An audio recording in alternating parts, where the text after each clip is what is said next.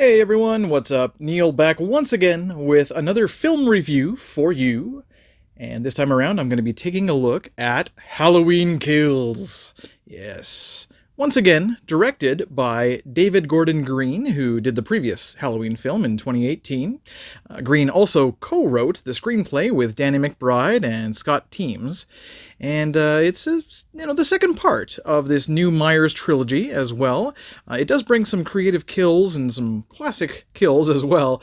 The story, winds up picking up right where the previous film left off, October 31st, 2018. And if you haven't seen the first Halloween, or at least the last Halloween, I should say, let's be specific here. I don't want to confuse people.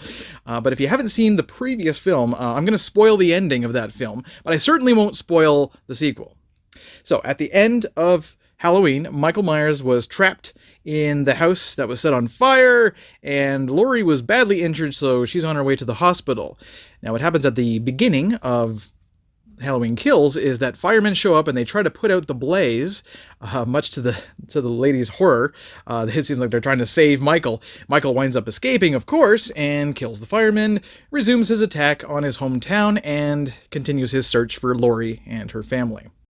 Several characters from the original 1978 film return, such as the two kids Laurie babysat back then, Tommy, played very well here by Anthony Michael Hall, and Lindsay, played by Kylie Richards, reprising her role from the original film. Will Patton also returns as Deputy Hawkins, thought to be killed in the previous film by the Mad Doctor, but he survives, and he highly regrets not allowing Michael Myers to be killed long ago, and he's out to kill Myers now, for sure. So we've got Judy Greer returning again, playing Laurie's daughter, Karen, and Andy Matichak returns as well as Allison, Laurie Strode's granddaughter. Jamie Lee Curtis, of course, comes back for what seems to be like her 15th Halloween film. It's actually her 7th, I believe, if you count the uncredited voice role in Halloween 3, which had nothing to do with Michael Myers.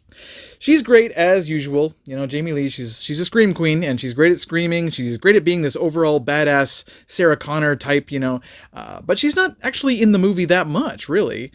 The people of Haddonfield, they've had enough of the boogeyman, and once they're warned of Myers' survival and his return, Tommy forms a mob to go and kill Michael, but Myers doesn't die too easy, does he?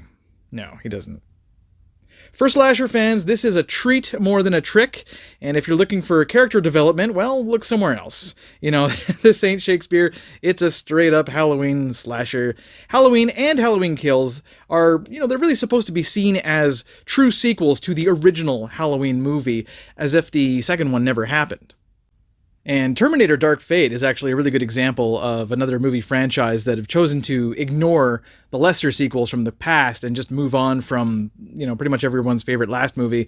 I wish they would do that with Alien and Aliens, make the third one a new reboot as if Alien 3 never happened. That'd be nice.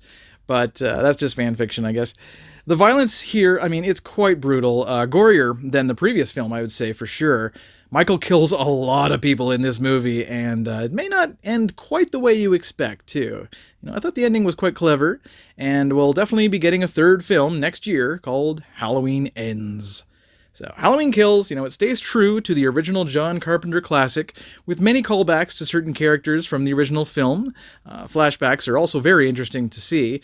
It doesn't do much to advance the franchise or the characters, of course. It doesn't really explain why Myers is seemingly unkillable, like they tried to explain in part 6, I believe it was. It was like voodoo, something like that, some supernatural reason for him, but they don't seem to really get into that here. It's just a straight-up slasher with an unkillable killer. So, we'll see. Maybe the third one will explain, Myers a little bit more in terms of, like, how did this happen? How is he unstoppable? So the next film will come out next October, and I'm greatly looking forward to that because of the way this film ended. It makes me want to watch the next one right away. I went in for kills, and I got them in spades. It's not the best of the series, but it's certainly far from the worst. I'm going to give Halloween Kills a 7 out of 10. Critics don't care for it, but slasher fans will likely enjoy it. That's all for me, guys. Once again, this is Neil, signing off. And until my next film review, happy Halloween! Peace.